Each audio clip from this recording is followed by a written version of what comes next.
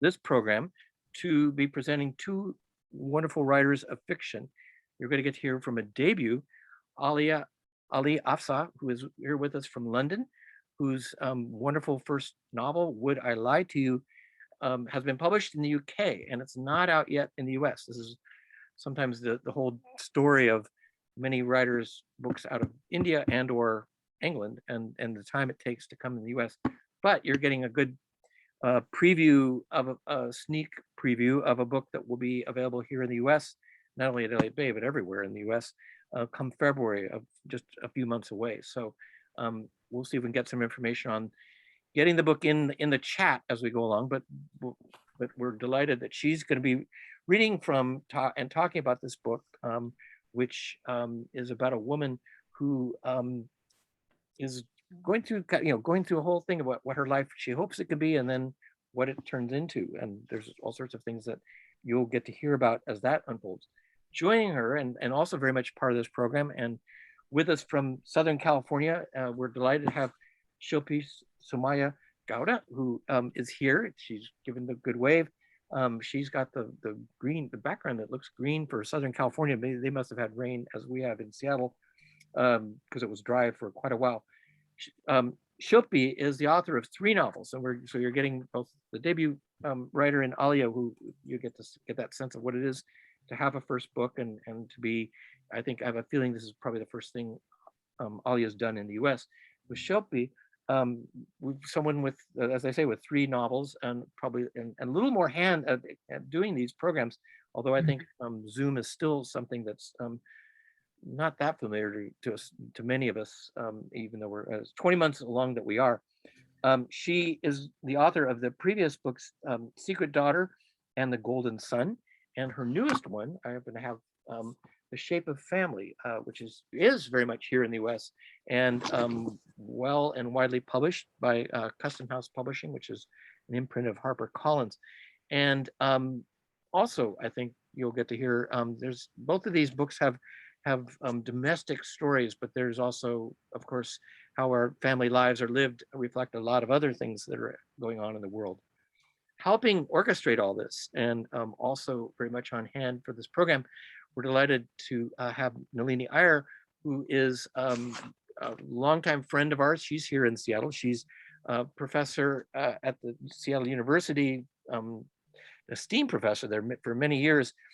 She's the editor-in-chief of the South Asian Review, and has herself co-written the marvelous and important vital book, Roots and Reflections, South Asians in the Pacific Northwest. And before anyone else came on, Nalini and I, we were just getting our little chat. We said, we got to catch up on books, because we both have a lot of fun doing that kind of conversation. So she will bring the many things she knows and her skills at doing this to bear in this program, which will consist, I believe, as these go, of Alia first reading, followed by Shilpi, and then Nalini will come in and have a conversation with the two of them, ask them some questions. We hope you will also join in that by putting questions in the Q&A portal, which Nalini will then work into the discussion. And at some point, this will all be closed to an end, especially as Alia is joining us well into the night over in London. So whatever time you do end up seeing this, if you're seeing it live or even seeing it some other time, know that Alia is doing this at a whole other time.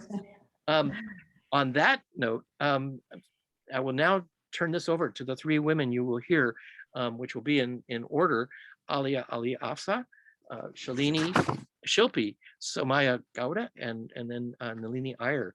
Thank you, welcome each of you, and now please join in giving them all good virtual attention and applause.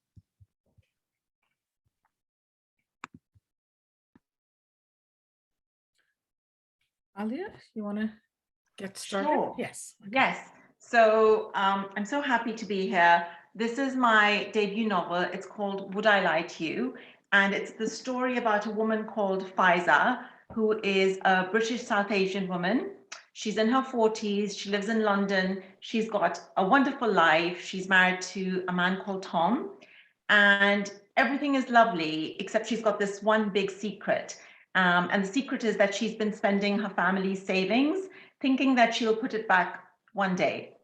And then when Tom suddenly loses his job, she has to replace the money before he discovers the truth.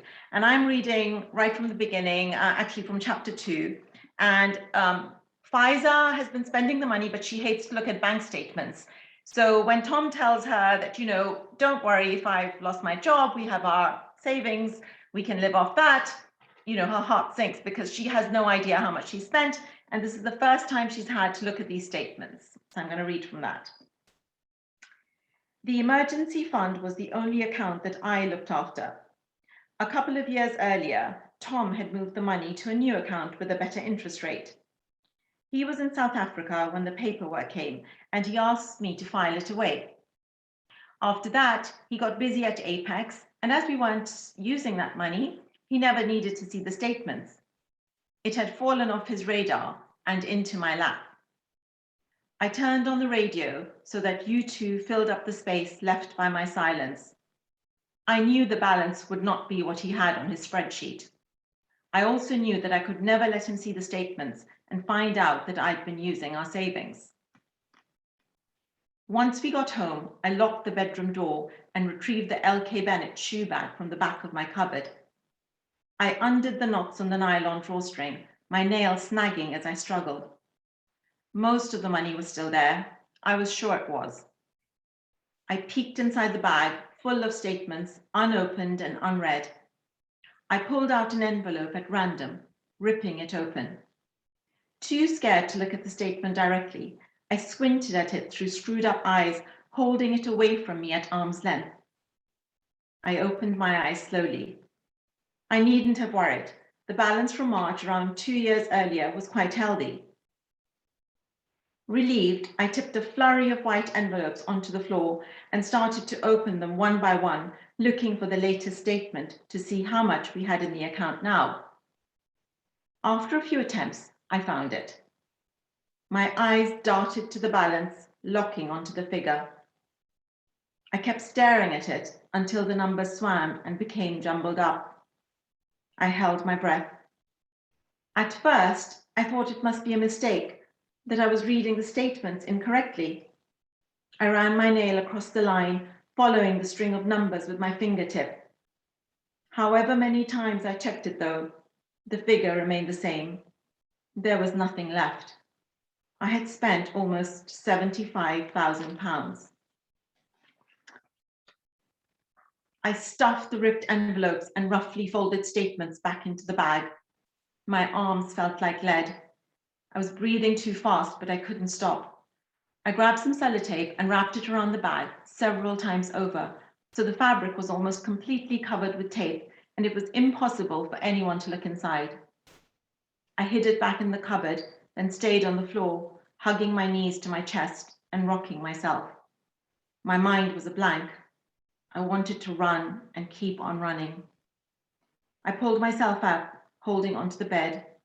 I went downstairs slowly, leaning on the banister. I watched Tom from the living room door as he sat on the sofa, watching Columbo in a pool of lamplight. He looked up and patted the seat next to him. "We haven't seen this one for ages. Come." He shifted and put his arm around me, making space on the footstool so that I could put my feet up next to his. I put my arm across his stomach and pressed myself into his side. I stared at the colors and shapes on the screen, not hearing anything. We checked in on the children before we went to bed, for a change together. The boys were asleep and Sophia was finishing off an essay in bed. I put away phones and books and hung up sweatshirts and school ties, dropping a kiss on Sophia's head despite her, "Go away, Mum." All the time, my mind was screaming, what have I done?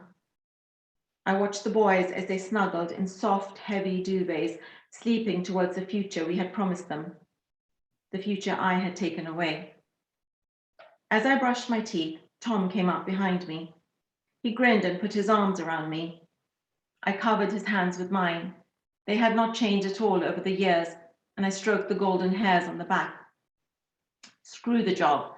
At least we still have each other," he said. I looked at us in the mirror and smiled.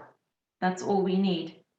I glanced down, hiding behind my individually attached lash extensions so he couldn't see the look in my eyes. Tom fell asleep almost immediately. I tried to calm myself. He was confident, even though his default setting was caution, that he would find something soon. After all, he'd managed to get an interview within 24 hours of leaving Apex.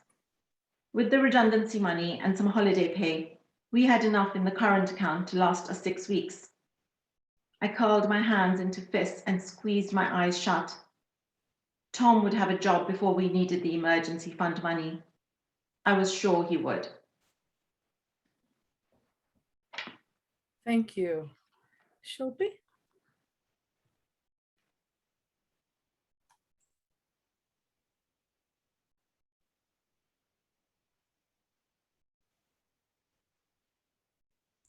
You need to unmute.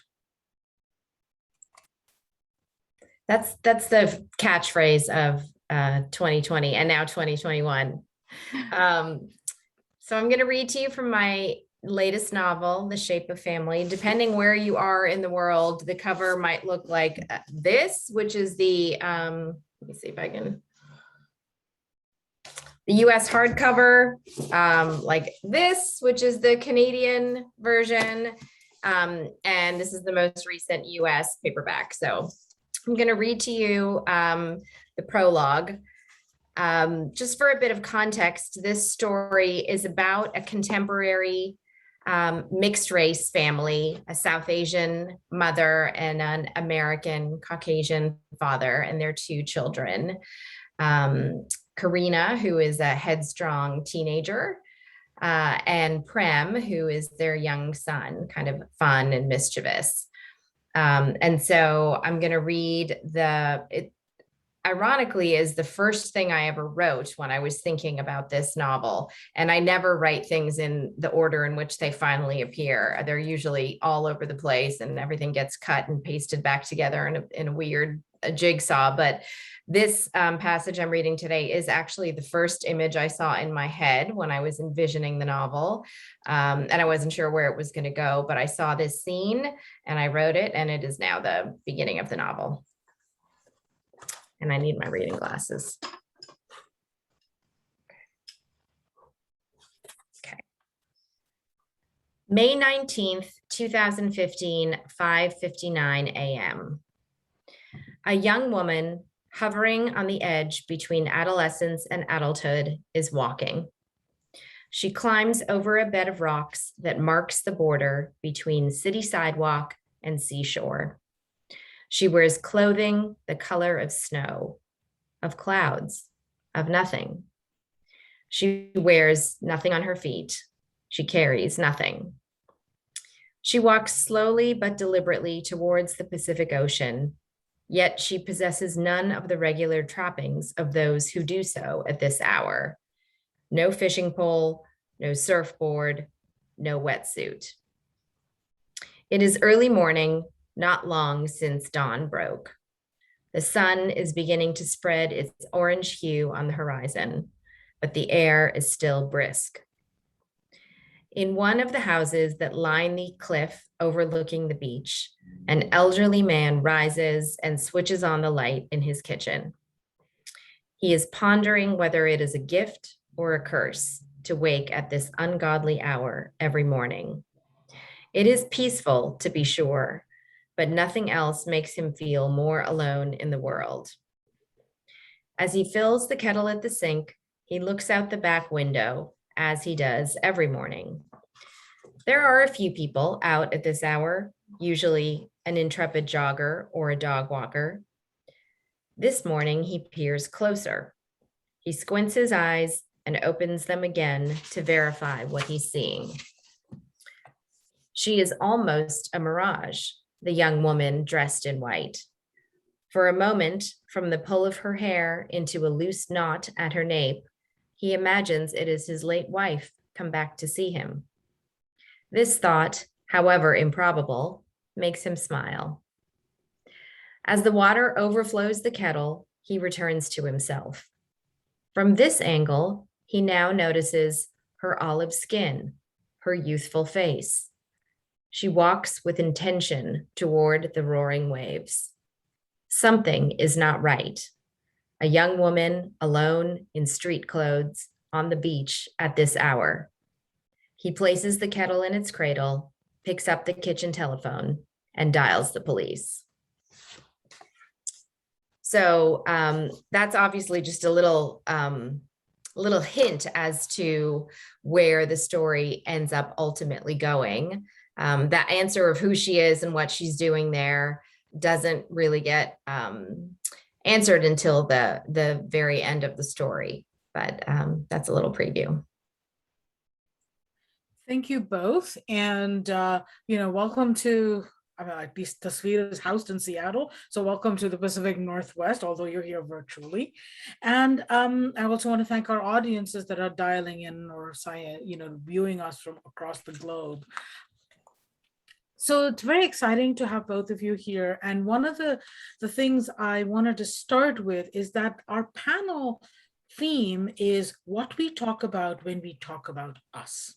And I've been thinking about this and asking who's the we and who's the us in the title of this panel. And I think there's a richness in there that we can explore.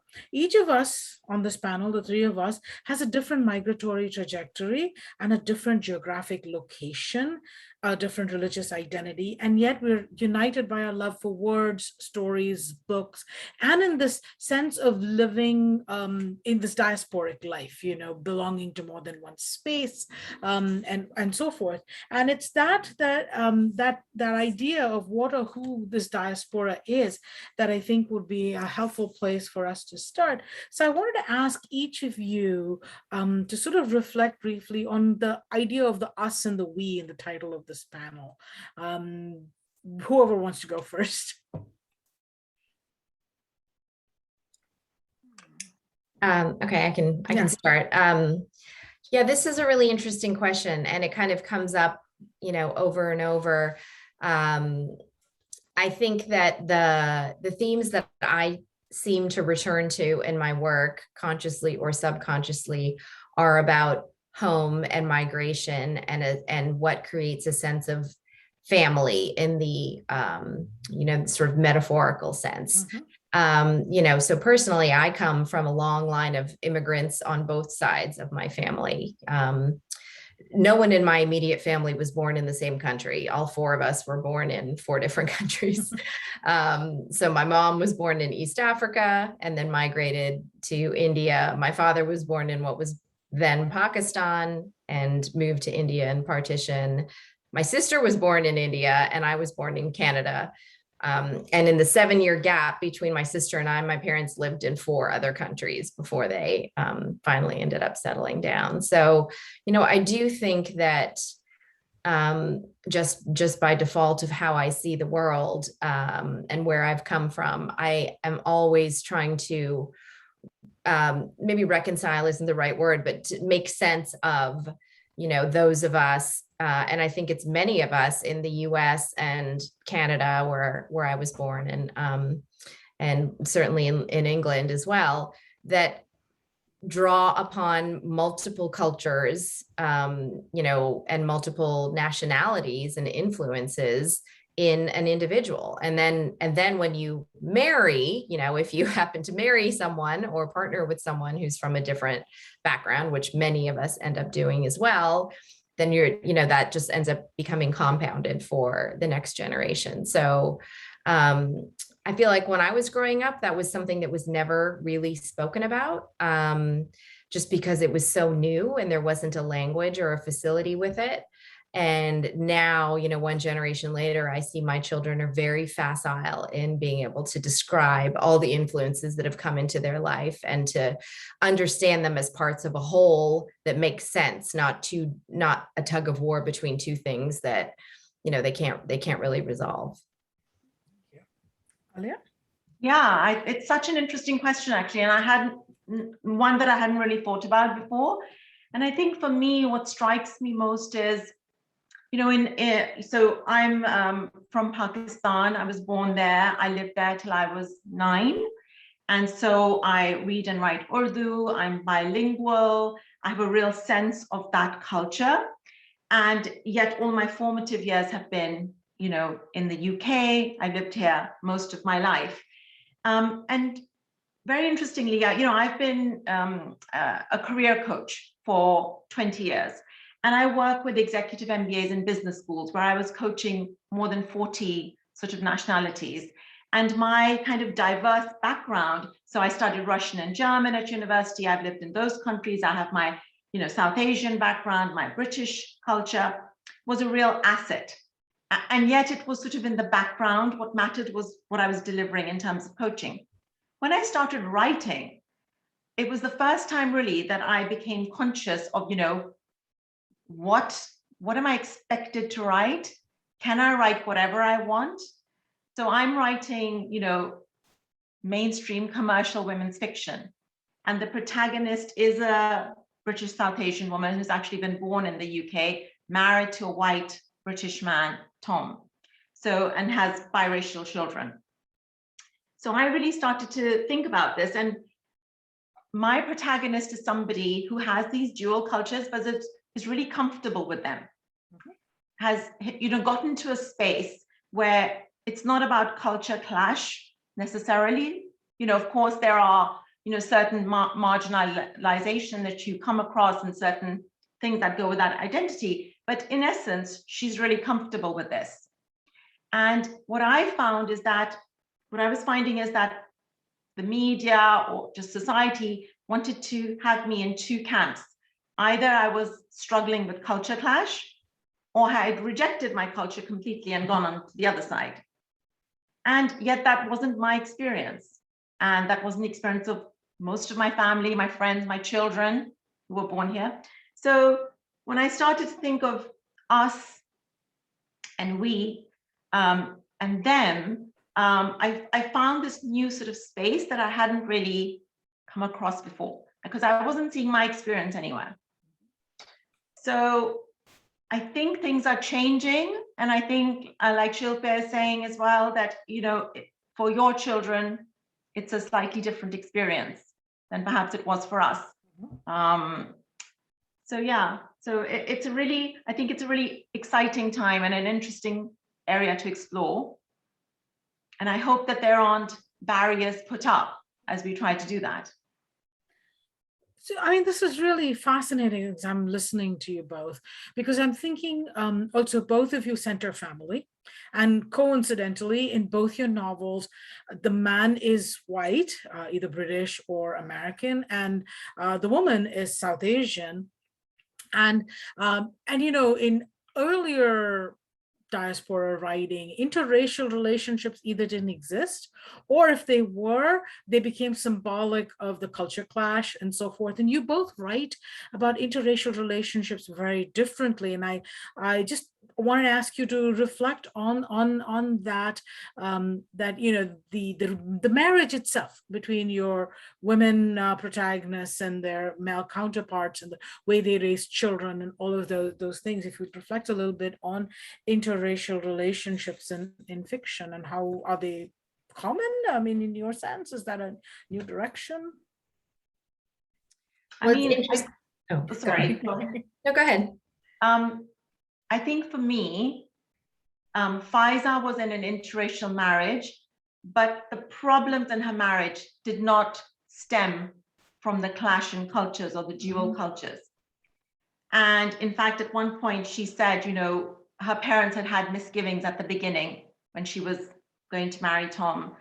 And she said, you know, these sort of doubts stayed with me as I walked down the aisle. And she never thought her problems would be because of cash, not culture, you know? So for me, I think that was another thing that I noticed, because in my family, in my friends, there are plenty of interracial marriages, and it's not a big deal. The very traditional Desi parents, in my experience, have embraced, you know, after the initial misgivings, everybody's okay, nobody's been disowned, people are finding their way. And yet I couldn't see that anywhere. And so for me, that, you know, after a few years, they've been married a long time, Tom and Faiza, they've been married 20 years. After the initial adjustments, that is not the issue for them or for their parents. And I was really drawing a lot on my experience amongst my circle for that. Mhm. And it's interesting because I have had, in my first novel also featured an interracial marriage between the opposite way, between a South Asian man and an American woman. And in the time of the story, they got together in the late 70s in California. And in studying that time period to make the story accurate, it was a very different time. I mean, it was a time when people would stare at a couple walking down the street. And this particular couple decided to adopt a baby from India who ended up looking like one parent and not the other. And the conventional wisdom at that time across America was that children adopted from other countries should be assimilated to American culture as quickly as possible to make them feel comfortable. And that created a whole host of problems. And we are wiser now, 40 years hence. But it's interesting when people read that novel today and don't pick up on the fact that it takes place in a different time period, they're very jarred by those things. And so I have to point out that, things have changed quite a bit in the 40 or 50 years that have changed. So my current novel, which features an interracial relationship the other way, I think the issues between the couple that stem from culture are a lot more nuanced and subtle. So, Jaya, the woman, is actually a diplomat's daughter and has grown up not in India or not very much in India, but actually around the world. And so she has a very cosmopolitan sense of things. She speaks multiple languages. She's, comfortable in a very sophisticated sort of social set because of her upbringing.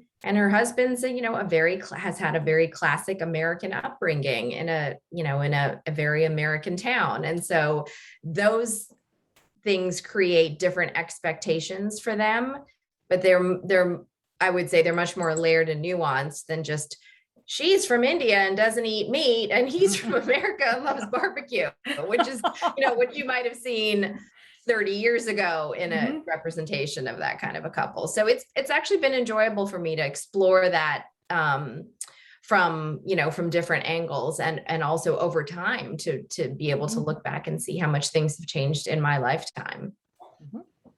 I think I just wanted to add as well that in my book, that cultural issues tend to come up with the children, the biracial children, and that's where they experience it. And so, for example, when her children were small, Faiza was sort of with a pushchair with a fair-skinned child. She would often be mistaken for the nanny by the other rich white mothers. And her daughter, for example, looks very British. You can't see her Pakistani heritage. And her name is Sophia Saunders. And she overhears some of her friends talking in a very derogatory way and, kind of racist terms, not knowing that this is her heritage. So there are complexities around that. And so also in your book with the children, Shilpi, right, with Karina sort of struggling to figure out her space as a biracial child. I don't know if you wanted to add something around children and biracial identities.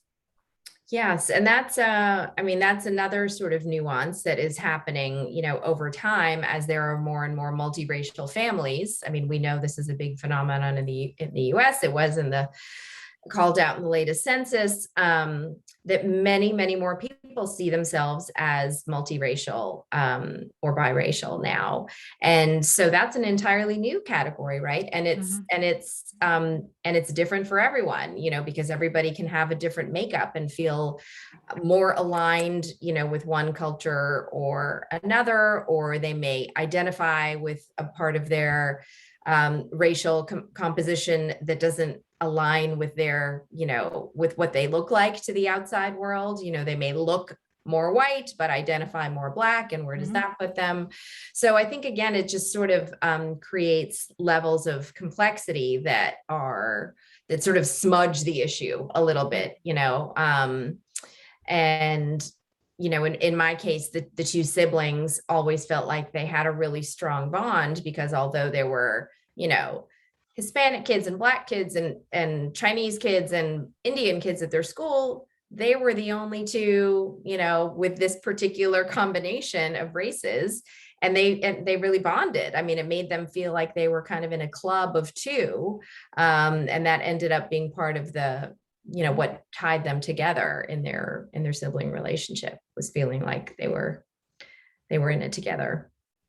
So one of the other, as a literary scholar, I can't help but think historically in terms of the phases in which South Asian writing has evolved. And both your novels are very, for me, squarely 21st century novels. And in fact, you mark that. Like Shilpi, your novel, one of the big events is 9/11 and the way Jaya freaks out because her husband might have been in New York if the timing had been a little different.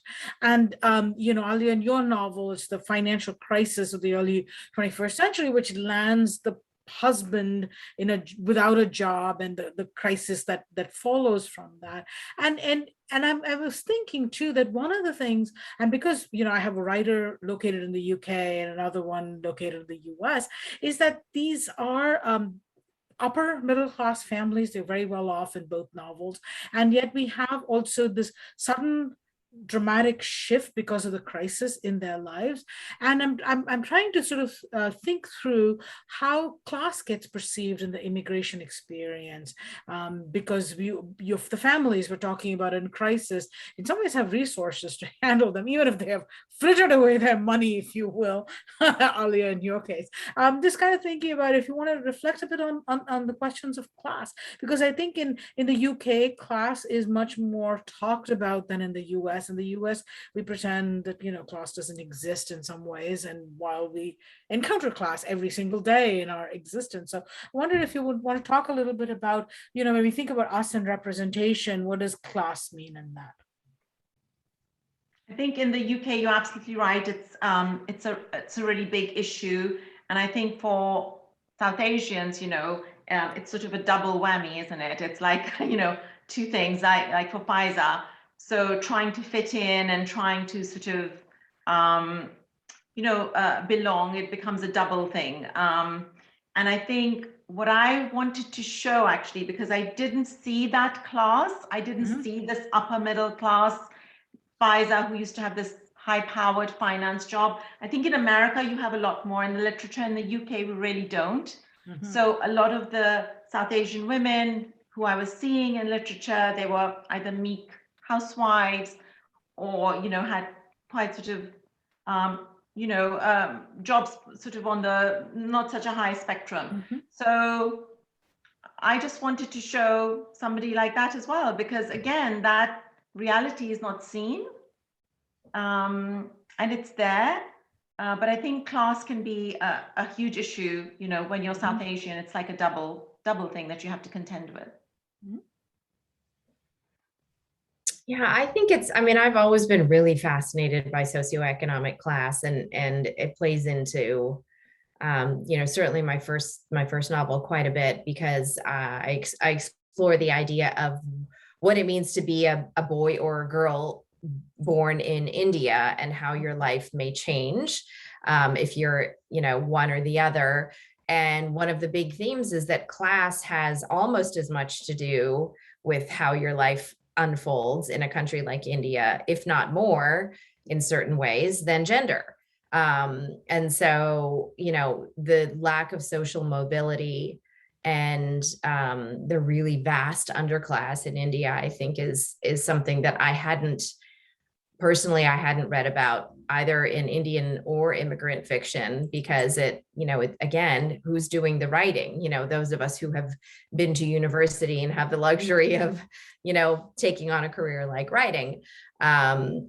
So while I am not qualified to, write about those stratas of society, I'm really fascinated by the impact and sort of the infrastructure that undergirds the society that has to do more with socioeconomic class. So, and the current novel I'm working on, my work in progress, addresses that quite a bit in the American context for immigrants. But I do think the idea of immigrants coming to, either England or Canada or the US and being deemed, the model minority and having a certain path to success is, it's misleading, isn't it? Because there are, lots of people who don't fall into that category. Right.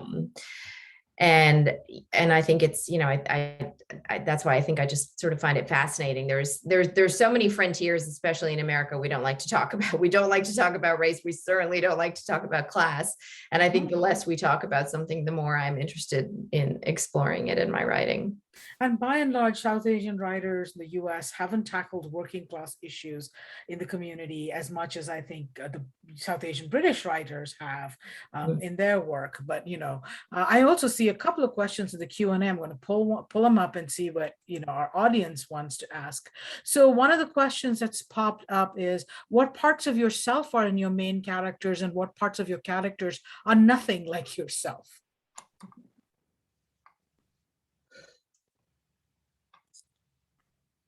I mean, I think I used bits of my experience, not necessarily my character. So my experience of going back to work after I had my children after a big break.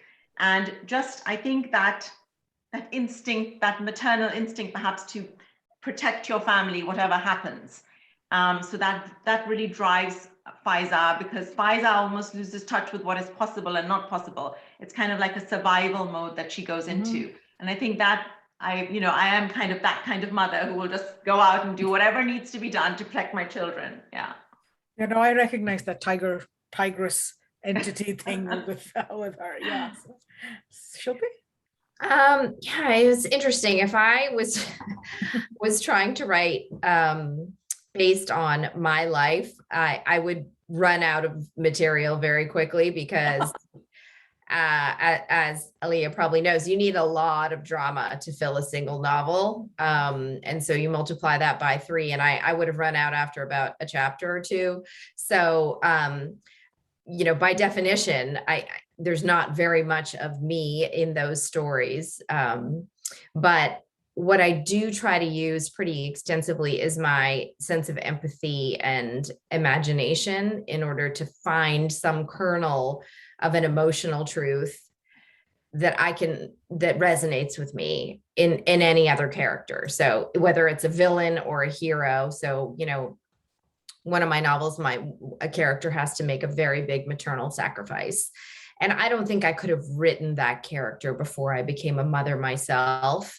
But once I did, I could tap into that very deep fear that all of a sudden that comes when the day you get home from the hospital, where everything you see is a death trap for your child, right? Like the stairs are a way to die. This electrical outlet is a way to die. Like you're constantly on high alert about how to make the world safe for this precious new thing that has been entrusted to your care. And so I could take that feeling, which was very intense and very visceral, and just with some imagination, project myself into a much more dramatic situation of a mother having to do something, monumental to protect her child, and use that and sort of blow it up, like 1,000 times. So I try to do that. I try to find, even if it's a character who on the surface is very distant from me biographically, I try to find some kernel of the emotion that's driving that character, especially when they're doing things that are kind of, that you don't like unlikable things or things that are hard to empathize with. I really try to figure out if I can get into the mindset of that character and empathize with them and write them convincingly from an emotional point, psychological point of view. So one of the things I find, again, in common with both your writing, and I think both of you have tackled questions of mental health in these novels. And it's not a topic as a community we deal with grief, self-harm. These are all not topics that come up. And in both your novels, you have teenage girls who are coping with an emotional struggle as well. And what were some of the reasons your narrative went in that direction, and what were you hoping to achieve? I mean, is there like a let's bring this topic up into the open? Is there something else going on? I'd like to hear some of that. Well, for me, I knew that I wanted to, this story kind of came about in a backwards way for me. So the inspiration for it was I knew I wanted to write about a young woman who ends up joining a destructive, authoritarian communal organization, which we would often use the shorthand to call it a cult. And so I wanted to write about her experience in the cult and how she extricates herself. And as I began to write that, I realized I really needed to explain a whole backstory for her so that the reader would understand why she was vulnerable to this type of situation in the first place. So the cult story, which I wrote first, ended up becoming the second half of the novel. And I backed into a whole family history, which I had in my head, but then I actually had to write it to make it make sense to the reader, about how she got there. And that story of how she got there involved a lot of family trauma, grief, and then, not dealing with the grief in the most immediate sense. And then it sort of festered and went into mental health issues or manifestations for her and for other members of the family. So I used it as a way of explaining something that, that I wanted to explore, but, needing to know that there was a story that came before that story. I was really fascinated with the subject of how external events can impact an otherwise perfect relationship, and how things can tip, and when something goes wrong outside, beyond your control, as a lot of us have experienced in the last year as well. And I actually started because I used to work in the city, which is the financial district in London, and there was a spot where these bankers were jumping off a terrace, and they were called the city suicides. And I used to go past that building, and it really just obviously very upsetting. And you start to think, because on paper these people have perfect lives, they were often married, they had great jobs. So I was looking at what would tip somebody like that, and it happened quite a lot. So it wasn't just an occasional thing. And with the impact of, say, the financial crisis, or this, what impact it had not only on Tom psychologically, but on the relationship, because they had a really good, solid relationship, and yet this sort of triggered a whole chain of events. And then for Faiza, I was really fascinated because, she is really happily married. She's in a very loving relationship. She has wonderful relationship with her parents. She has some really good friends. But when it comes down to it, this is a secret and a problem that she carries alone. And, whether it's to protect the people that we love, or her guilt, there are times when you just carry this. And I came across this in my job because as a career coach, we had confidential sessions where people would tell me if they had huge worries about perhaps money or something, and they would tell me, but they wouldn't share it with their partner. And so I know that people carry these things around, and I just thought, how lonely and how isolating can it be to have a situation like that? I think seeing those in fiction allows us to, actually gives the reader, especially a South Asian reader, permission to even think through that this is something larger. It's not my problem. It's not something to be kept private.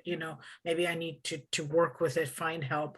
So I thought that was particularly interesting and particularly important from a readerly community perspective to think about. I see we have another question in the Q&A, and audience members, please do start putting your questions up in the Q&A, and I'll pass them on to our speakers. So this question is, how has the immigrant fiction genre evolved over the years? Early immigrant writing revolved mostly around assimilation and identity. How has that changed or evolved? Well, Nalini, you're probably the most equipped to talk about that. Maybe you should start. Oh, well, I'm thinking here that yes, the genre has evolved. And I think the 70s in particular, I'm thinking also people like Bharati Mukherjee and others who had to like push their way into like, hey, recognize us. And I know Mukherjee is controversial for some of the things that she has said about immigrant identity and so forth, but it's really important is the fact that, you know, becoming an award winner and so forth, she kind of brings the South Asian voice to the American market.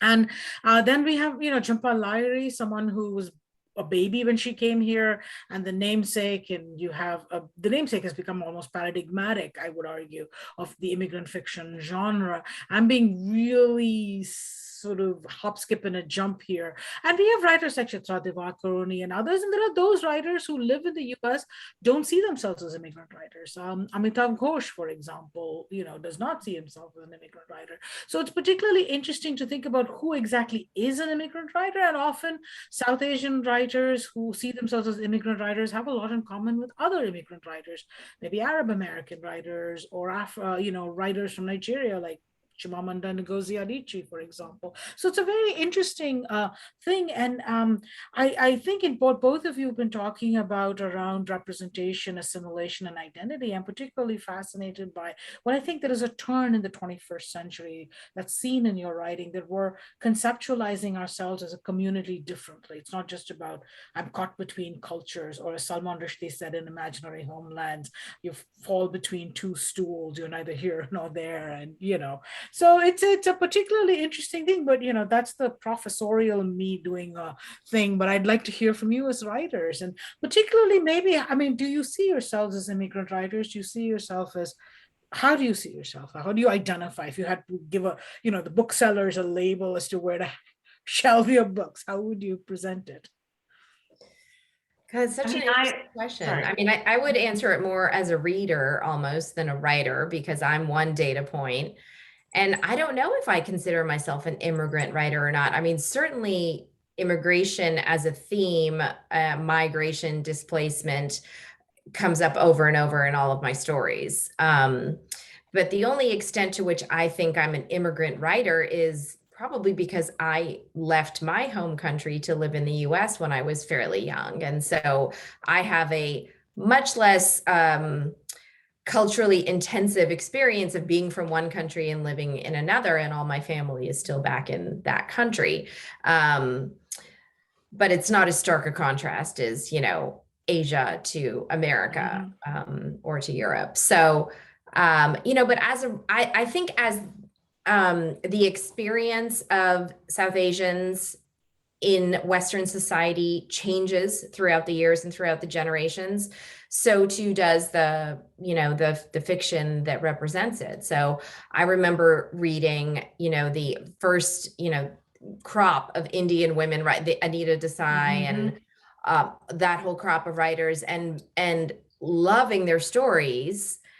But something different clicked the first time I read Interpreter of Maladies, because it was the first author who was describing being my generation, roughly, and sort of being the child of the people who had immigrated.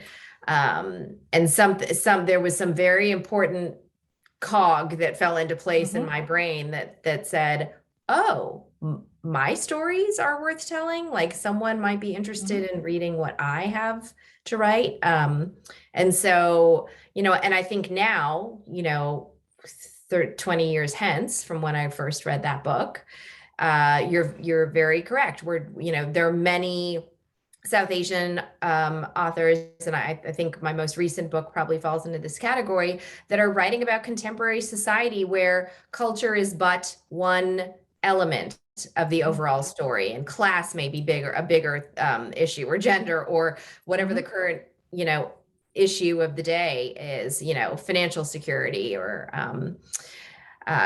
so, I think as our experience evolves, as a diaspora, I think the fiction sort of migrates to, to follow it and reflect that.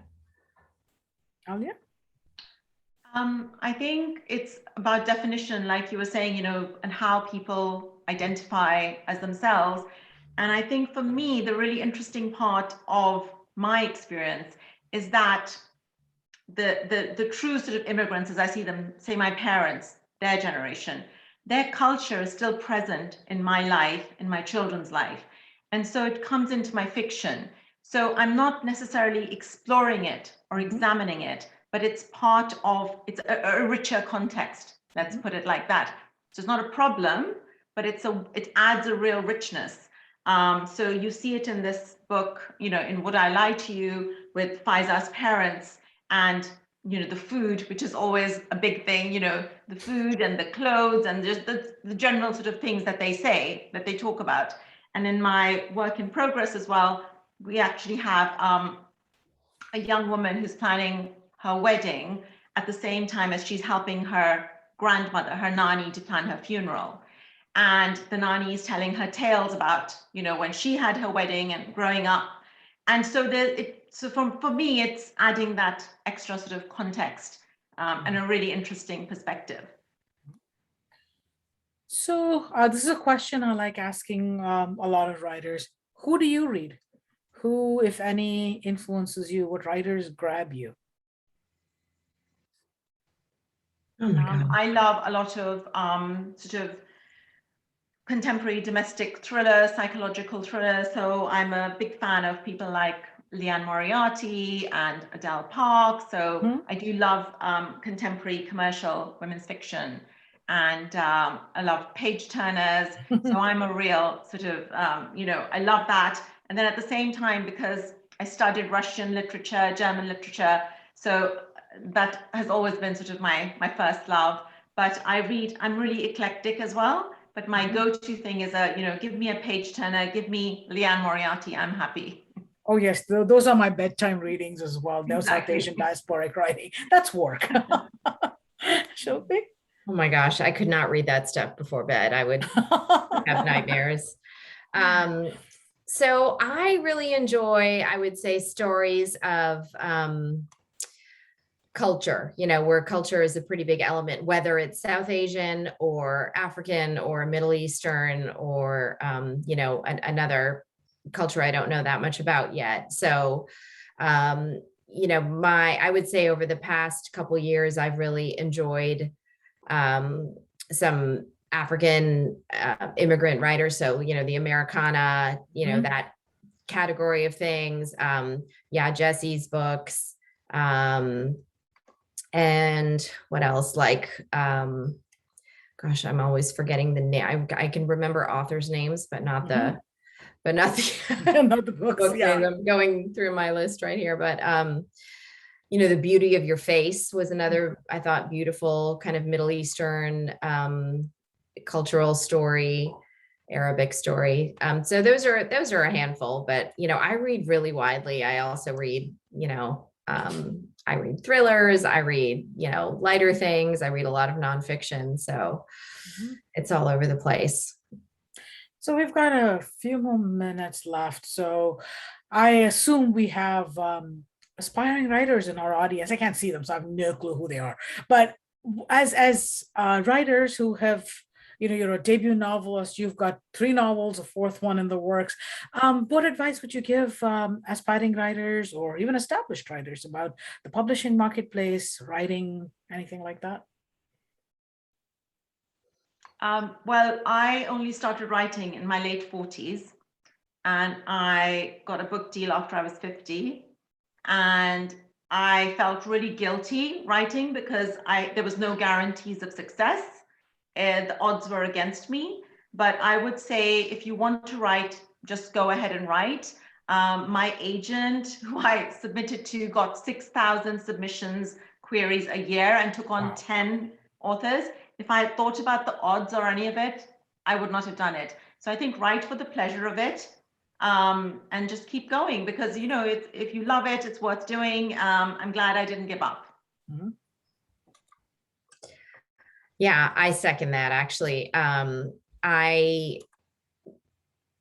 probably would not have started writing if I knew rationally. I wouldn't have, I came from a business background. I was working with numbers all the time. If I had known, what the gauntlet was going to be like to get published, I wouldn't have embarked on that either. But I did it because it was a passion that I sort of wanted to pursue, and I wanted to prove to myself or see for myself if I could or could not finish a book, finish writing a novel. So I love the process of it, and I still love the process of it, 4 books in. But I think, my best advice is that you can write whenever you have time to write. You don't need a month-long writing retreat. You don't need a full open weekend. You don't even need a full open, day. I wrote almost my entire first novel between the hours of 5 and 7 a.m. before my children woke up in the morning. And then I did my normal job during the day. So, I didn't get a lot of sleep, and I was younger, so that was probably okay. But, and it took a while. It took longer, probably than it would have if now I can sit down and write all day. But I think if you love it, just do it. And, then you'll have a product that you're proud of. Well, thank you both very much. I want to take this opportunity to thank the Swede for organizing this festival, to Ariel and Namrita, who have provided the tech support, to Rick Simonson for introducing us, and to Alka Kurian for coordinating all of this from a completely different continent, and the time zone differences kept her from attending this session. We definitely miss her. And so Shilpi's books are available at Elliott Bay Books. Alia's novel is due out apparently in February in the US. The US cover. US cover. I got the Awesome. galleys. I just got the galleys. But I will say this: I read the Tasveer provided me with the PDF version of your novel, and it is really enjoyable. And both writers are really they grab you and hold on to your attention. So definitely pick up their books and read them. And thank you, audience, wherever you've logged in from. Much appreciate your support of Tasveer and of literary arts in general. So thank you very much. It's been a pleasure to have you all here this evening, morning, time of day, whatever that is. Thank you. Thank you.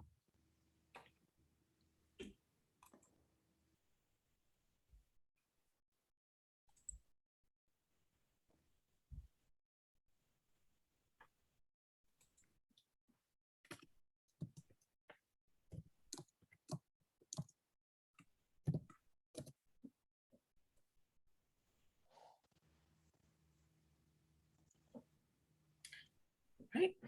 Adios. We can log off. Are we out? Thank you Yeah, so you're much. right. Lovely Thanks a lot, both of you. both. It's such a great job.